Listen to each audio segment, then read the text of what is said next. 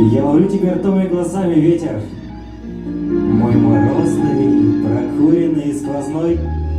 Заходи в мою душу, побудешь третьим, молчаливым судьей между ней и мной. Заходи в мою комнату чайных ложек, нерассказанных страхов, прекрасных книг. Заходи в мои мысли и, Боже, Боже, унеси наконец-то меня от них.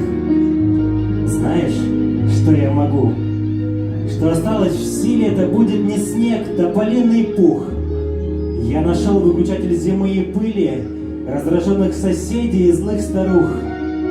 И это не ничто, месяца и числа. Я волен, я меняю, и я творю. Все, что я говорю, не имеет смысла, но важнее я все-таки говорю. Вот смотри, я все время учусь отваге в этом мире, похожем на вечный тир, и теперь могу под любой присягой утверждать: это очень нечестный мир. Ибо ты научился быть безупречным, ты умеешь любому сказать «держись», чтобы потом обнаружить: ничто не вечно. И твердить этот чертов урок всю жизнь. И куда бы ты ни шел, тебе ведь вспомнят и швырнут в эту правду, как на асфальт. Засыпаешь в тепле полусветлых комнат, просыпайся на улице, мордой в сталь. Не останется запаха, цвета, звука, и не ходят часы, и уходит год.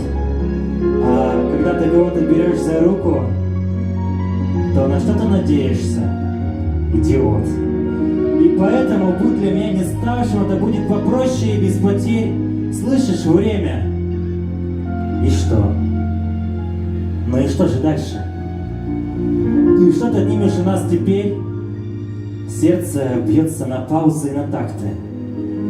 Не смотри на меня, не смеши, не зли, и останься ненайденным артефактом где-то в спутанных травах чужой земли.